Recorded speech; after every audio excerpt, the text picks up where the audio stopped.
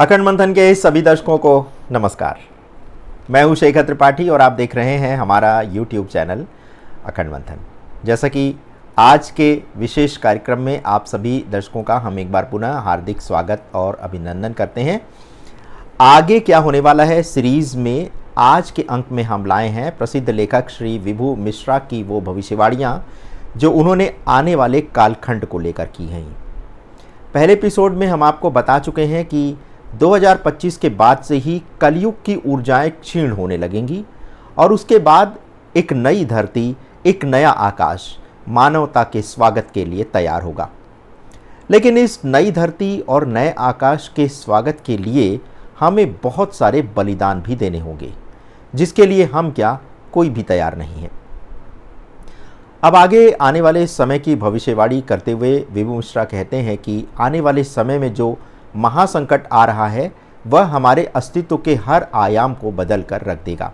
यानी हमारे जीवन के जितने भी आयाम हैं, चाहे वह भोजन हो, हमारा रहन सहन हो, हमारे रहने के घर हो, हमारे सोचने समझने का तरीका हो या फिर हमारे शरीर की संरचना, ये सब तेज़ी से बदलेंगी और आपको ये विश्वास भी नहीं होगा कि कभी हम ऐसा भी सोचते थे और आज हम ऐसा कैसे सोचने लगे। लेकिन जिस महासंकट की बात विभू मिश्रा कर रहे हैं, आखिर उनके इस कथन या फिर इस भविष्यवाणी का आधार क्या है, अब इस पर विवेचन करते हैं। वे कहते हैं कि वर्तमान समय में मनुष्य इतना अधिक भौतिकवादी हो गया है जो आने वाले समय में जंगल की आग की तरह से ये भौतिकवादिता बढ़ती जाएगी। यानी हमारी अधिक पा लेने की इच्छा और भी बलवती होने वाली है। लेकिन आखिर ऐसा क्यों होगा? तो वे बताते हैं जैसे ही पृथ्वी धूमकेतु के झुंड के बीच से होकर गुजरेगी, लोग अपना विवेक खो देंगे। लोगों को सामने से अपना विनाश दिख भी रहा होगा, लेकिन वे उसे विनाश नहीं समझेंगे। आप देख रहे होंगे कि इन दिनों धरती के पास से धूमकेतुओं का गुजरना अब आम बात हो गई है। आप भी हमारा उपहास ही उड़ाते हैं कि हमने कहा था कि धूमकेतु गिरने वाला है, लेकिन गिरा नहीं। हमने ये तारीख बताई थी, लेकिन कुछ हुआ नहीं।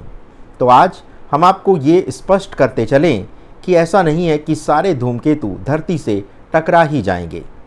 एक धूमकेतु 2029-30 के आसपास धरती से टकराने वाला है, जिसका नाम बिनो है, और उसके लिए वैज्ञानिक अभी से प्रयास कर रहे हैं कि उसका मार्ग बदल दिया जाए या फिर उसको अंतरिक्ष के संपर्क में आने से पहले ही नष्ट कर दिया जाए। लेकिन अभी उसमें समय है। तो हम आपको बता रहे थे कि जब धरती पर या धरती के निकट से अधिक धूमकेतु आने लगेंगे या फिर उसके निकट से होकर गुजरने लगेंगे, तो इसका प्रभाव हमारे सोचने समझने की क्षमता पर पड़ेगा। आपको क्या लगता है कि हम लोग एक दूसरे के बारे में बुरा क्यों सोचने लगे हैं? धरती पर अपराध की गतिविधियां तेज क्यों होने लगी हैं? अधिक लोगों का दिमाग आपराधिक मामलों में क्यों लिप्त होने लगा है? इसका कारण ये है कि धरती पर जो चुंबकीय शक्ति है, जैसे ही उसमें परिवर्तन होगा, उसका प्रभाव हमारे मन और मस्तिष्क पर सीधे पड़ेगा। यही कारण है कि जैसे जैसे आजकल धरती के पास से धूमकेतु अधिक होकर गुजर रहे हैं, वैसे वैसे हमारा मन मस्तिष्क नकारात्मक विचारधारा से प्रभावित हो रहा है।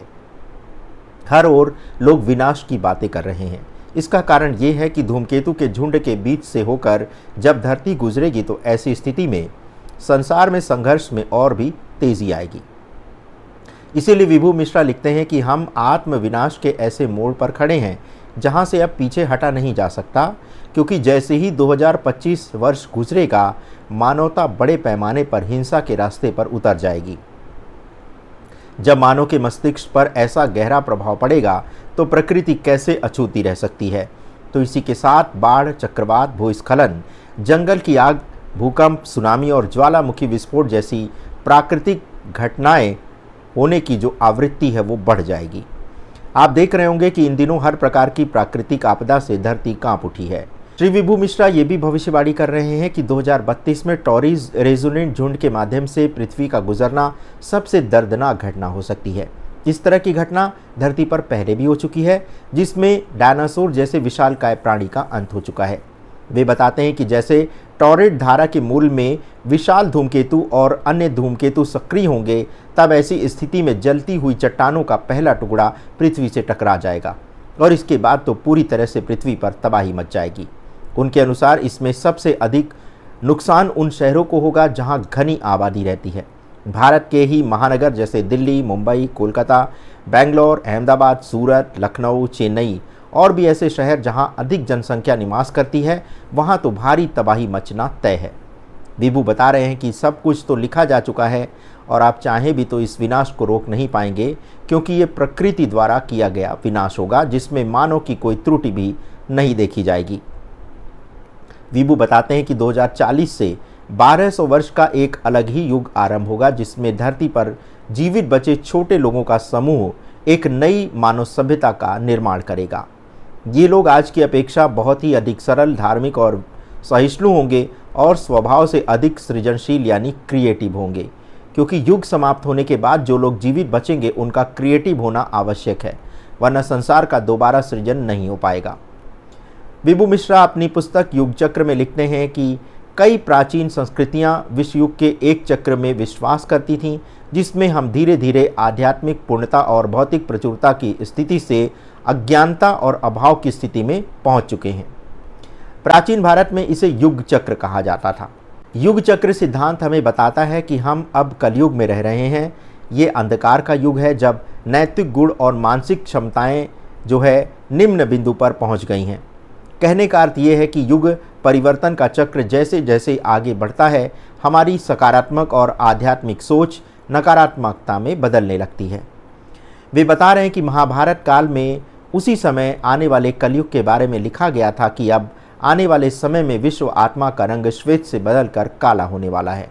उस समय मनुष्य के पुण्य कर्मों का क्षय होकर केवल 1/4 पुण्य ही शेष बचेगा। कलयुग का अंत आते आते सारी धर्म कर्म की प्रवृत्ति भी शून्य स्तर पर पहुंच जाएगी। मनुष्य के अंदर राक्षसी प्रवृत्ति तेजी से बढ़ने लगेगी। जैसे जैसे मनुष्य में दुष्टता बढ़ती है, वैसे वैसे रोग, आलस्य, क्रोध, प्राकृतिक आपदाएं, वेदना और अभाव धरती पर बढ़ने लगता है। ऐसे में तपस्या, बलिदान और धार्मिक अनुष्ठान जैसे कर्म अनुपयोगी हो जाते हैं। सभी लोग अधर्मी हो जाएंगे और धर्म पर चलने वाले जो कुछ लोग बचेंगे उनका भी कोई मूल्य नहीं रहेगा। वे बताते हैं कि कलयुग, जिसे लौह युग भी कहा जाता है, उससे पहले भी धरती पर स्वर्ण युग यानी सतयुग या कृत युग आया था। उसके बाद त्रेता युग और फिर रजत युग और उसके बाद द्वापर यानी कांस्य युग आया था। महाभारत महाकाव्य में हनुमान जी ने पांडवों के एक भाई भीम को युग चक्र के बारे में बताते हुए कहा था कि कृत यानी सतयुग का नाम इसलिए पड़ा क्योंकि तब वहाँ केवल एक ही धर्म था और सभी मनुष्य संत थे, इसलिए उन्हें धार्मिक अनुष्ठान करने की भी कोई आवश्यकता नहीं थी। मनुष्य तब ना कुछ खरीदते थे और ना ही बेचते थे। वहाँ कोई गरीब और अमीर नहीं था। श्रम करने की भी कोई आवश्यकता नहीं थी, क्योंकि मनुष्य को जो कुछ भी आवश्यक था वह सब इच्छा शक्ति से प्राप्त हो जाता था। कृतयुग यानी सतयुग रोग रहित था। वर्षों से उसके प्रभाव में कोई कमी नहीं आई। वहाँ कोई घृणा, घमंड या बुरा विचार रखने वाला भी कोई नहीं था। तब कोई दुख नहीं था, कोई भय नहीं था। समस्त मानव जाति सर्वोच्च सौभाग्य उस समय प्राप्त करने वाली थी। सार्वभौमिक आत्मा तब श्वेत थी, यानी आत्मा का रंग तब श्वेत था। सार्वभौमिक आत्मा के साथ स्वयं की पहचान ही पूर्ण युग का संपूर्ण धर्म युग इसे कहा गया।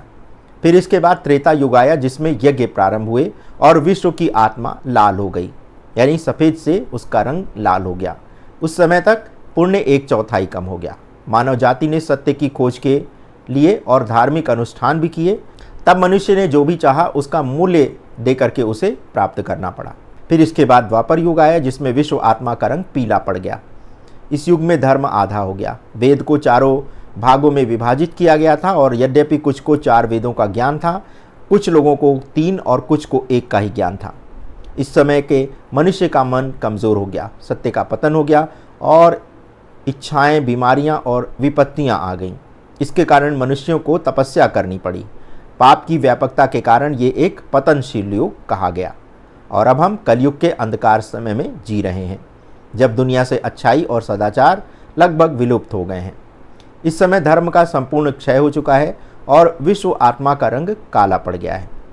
अब सबसे बड़ा प्रश्न ये है कि आखिर क्या हम ऐसे दौर में पहुंच चुके हैं जब कलयुग का अंत होने वाला है?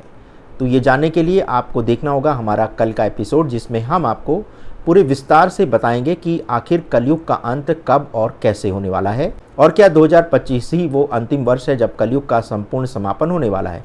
तो देखना मत भूलिएगा हमारा ये विशेष एपिसोड। तब तक के लिए हमें अनुमति दें।